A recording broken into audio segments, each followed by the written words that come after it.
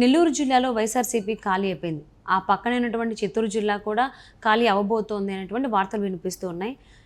ఏ విధంగా అవ్వబోతుంది, ఎందుకు అవుతుంది, ఈ అంశానికి సంబంధించి మనతో మాట్లాడడానికి, వారి విశ్లేషణని మనతో పంచుకోవడానికి ఈరోజు మనతో పాటు ఉన్నారు senior journalist, senior political analyst CS Rao గారు ఉన్నారు. వారితో మాట్లాడదాం. నమస్తే అండి. నమస్తే సౌజన్య.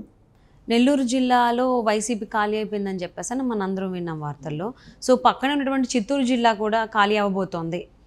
అంటే వారి పక్కన వీరవుతే వారే వీరవుతారు అన్నట్టు నెల్లూరు జిల్లా ఖాళీ అయిపోయింది కాబట్టి పక్కన చిత్తూరు జిల్లా కూడా ఖాళీ అవ్వబోతోంది అన్నట్టుగా వినిపిస్తున్నాయి వార్తలు.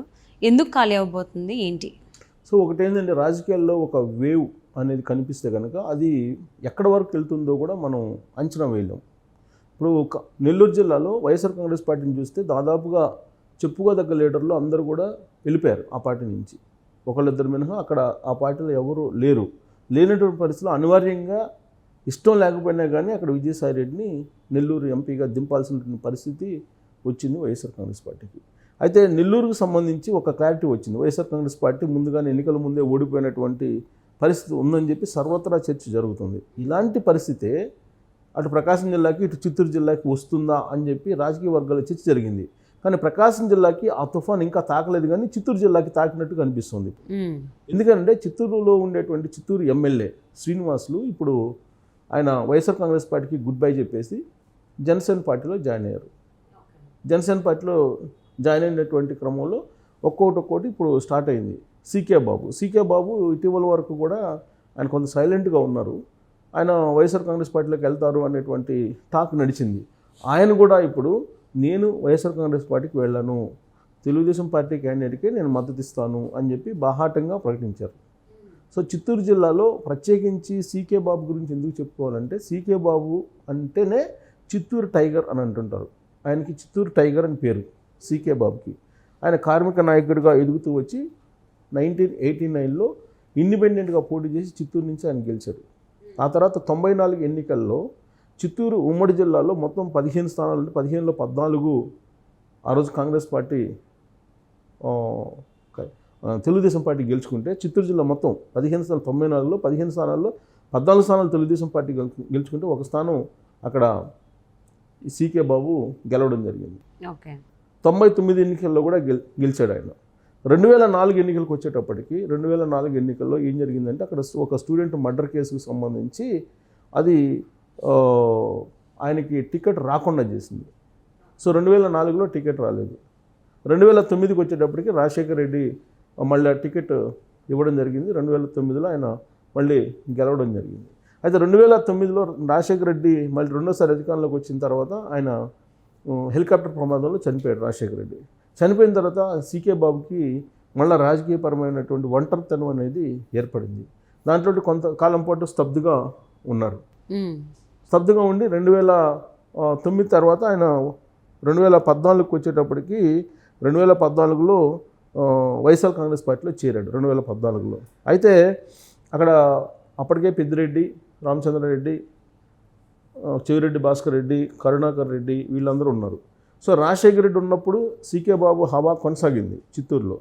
రాజశేఖర రెడ్డి తదనంతరం జగన్మోహన్ రెడ్డి టీం వచ్చేసారు. పెద్దిరెడ్డి, రామచంద్రారెడ్డి, చెవిరెడ్డి భాస్కర్ రెడ్డి, కరుణాకర్ రెడ్డి వీళ్ళందరూ. దాంతో ఇమ్మడలేకపోయి ఆయన 2019 ఎన్నికల్లో కూడా పోటీ చేయలేకపోయాడు ఆయన 2014 ఎన్నికల్లో.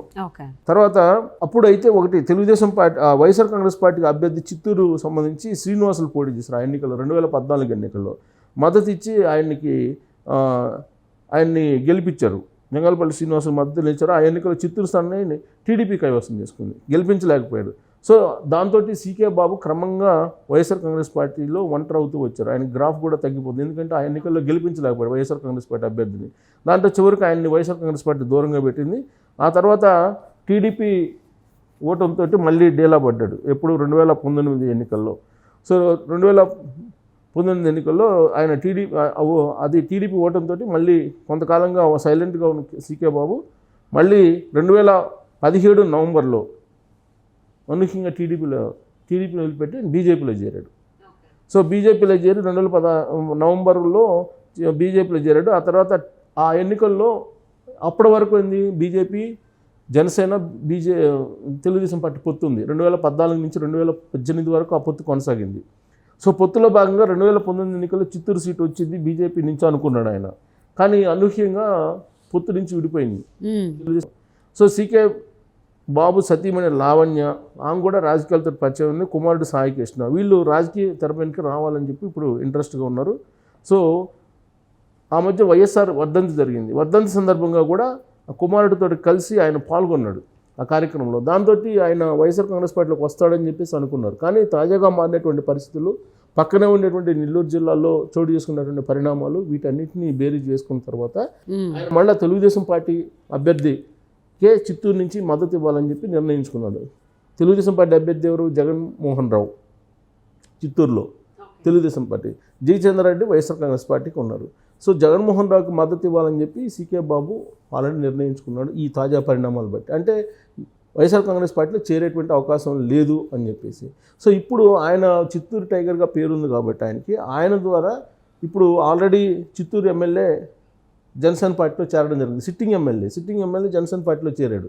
అంటే ఫస్ట్ ఎమ్మెల్యే వచ్చాడు చిత్తూరు జిల్లా నుంచి. అంతకుముందు ఆల్రెడీ ఎంపీగా పోటీ చేయమని చెప్పినటువంటి వాళ్ళు పూతలపట్టు కానీ వాళ్ళేమో మాకొద్దు టికెట్ అని అంటున్నారు వైఎస్ఆర్ కాంగ్రెస్ పార్టీ టికెట్ ఇస్తుంటే వద్దని చెప్పినటువంటి వాళ్ళు చాలామంది ఉన్నారు.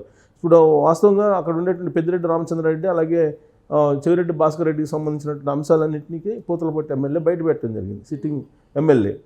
సో మీ రెడ్డి గారు చెప్పినట్టు మేము చేసాం, నేను కొత్తగా ఏం చేశానని చెప్పి ఆయన మీ గ్రాఫ్ బాగలేదని చెప్పేసి పిలిచినప్పుడు జగన్మోహన్ రెడ్డి మీ రెడ్డి గారు చెప్పినట్టే మేము చేసాము, మేము కొత్తగా ఏం చేసామని చెప్పి అక్కడ ఉన్నటువంటి ఎస్సీ కాన్స్టిట్యున్సీలకు సంబంధించినటువంటి ఎమ్మెల్యేలు ప్రధానంగా రివర్స్ అయ్యారు. జగన్మోహన్ రెడ్డి దగ్గరే తన అసంతృప్తిని వ్యక్తం చేశారు.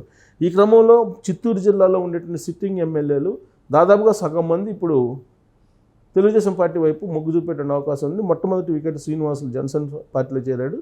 అలాగే చిత్తూరు టైగర్గా ఉన్నటువంటి సీకే బాబు ఇప్పుడు తెలుగుదేశం పార్టీకి మద్దతు ఇస్తున్నటువంటి క్రమంలో ఇప్పుడు అనేక మంది వైఎస్ఆర్ కాంగ్రెస్ పార్టీకి సంబంధించినటువంటి వాళ్ళు తెలుగుదేశం పార్టీ వైపు చూస్తున్నారు. నెల్లూరులో మనం ఏదైతే ఇప్పుడు చూస్తున్నామో రాజకీయ పరిణామం, అది రాబోయేటువంటి రోజుల్లో చిత్తూరులో కూడా చూసేటువంటి అవకాశం ఉంది అని చెప్పి మనం ఒక అంచనాకు రావచ్చు. ఇప్పటికే నగరి కాన్స్టిట్యున్సీలో ద్వితీయ శ్రేణి ఎవరైతే ఉన్నారో రోజాని వ్యతిరేకిస్తున్నటువంటి వాళ్ళు రోజాని కనుక అఫీషియల్గా ప్రకటించేసి అక్కడ కనుక ప్రచారానికి ఎమ్మెల్యేగా చేసుకోమని చెప్తే, అఫీషియల్గా అనౌన్స్ చేస్తే జగన్మోహన్ రెడ్డి ఆ మరుక్షణమే ద్వితీయ శ్రేణి, తృతీయ శ్రేణి అంటే గ్రామ స్థాయి, మండల స్థాయి లీడర్లు బయటికి పోయేటువంటి అవకాశం ఉంది అని చెప్పి తెలుస్తుంది. అలాంటి పరిస్థితే మిగిలినటువంటి కాన్స్టిట్యున్సీలో ఇంక్లూడింగ్ పొంగనూరు, పెద్దిరెడ్డి రామచంద్రారెడ్డి నియోజకవర్గం పొంగనూరులో కూడా చాలామంది ద్వితీయ శ్రేణి తెలుగుదేశం పార్టీలో చేరేటువంటి అవకాశం ఉందని చెప్పి ఇప్పుడు సంచలనంగా మారినటువంటి రాజకీయ పరిణామాల్లో నెల్లూరు జిల్లా చూస్తే మనకు అర్థమవుతుంది. రాబోయేటువంటి రోజుల్లో నెల్లూరులో ఏది జరిగిందో చిత్తూరులో కూడా అదే జరగబోతుంది అనేది మనం చూడబోతున్నాం. చూసేటువంటి అవకాశాలు కూడా ఉన్నాయి. ఎందుకంటే సీకే బాబు పవర్ఫుల్ లీడర్ అక్కడ. రాజకీయాలకి ఇటీవల కాలంలో ఆయనకి కలిసి రాక దూరంగా ఉన్నప్పటికీ కూడా ఆయన ఎటు మొగ్గు చూపితే అటు కొంచెం పార్టీ బలపడుతుంది అనేటువంటిది ఉంటుంది. సో సీకే బాబు ఆల్రెడీ నేను తెలుగుదేశం పార్టీతో ఉంటాను అని చెప్పి అన్నారు కాబట్టి ఆయన మొన్నటి వరకు వైఎస్ఆర్ కాంగ్రెస్ పార్టీ ఆకర్షించేటువంటి ప్రయత్నం చేసింది. కానీ అక్కడ ఉండేటువంటి బలమైనటువంటి శక్తులు ఆయన్ని అడ్డుకునే ప్రయత్నం చేసి, సో ఇప్పుడు మారుతున్న పరిణామాలు మాత్రం డెఫినెట్గా రాబోయేటువంటి రోజుల్లో మనం పాజిటివ్గా తెలుగుదేశం పార్టీకి మారేటువంటి అవకాశం ఉందని చెప్పి మనం విశ్లేషణ చేసుకోవచ్చు. సో అంటే నెల్లూరులో ఏదైతే సీన్ ఇప్పుడు జరుగుతూ ఉందో వైసీపీకి సంబంధించి, అదే సీన్ ఇప్పుడు చిత్తూరులో కూడా జరిగేటువంటి అవకాశాలు ఉంది. మరి ఏ విధంగా జరుగుతుంది? ఇప్పుడు సిట్టింగ్ ఎమ్మెల్యే బాటలోనే రిమైనింగ్ వైసీపీ కార్యకర్తల నాయకులు కూడా నడుస్తారని చూద్దామండి. And thank you so much for spending your valuable time with us, CS Rao గారు.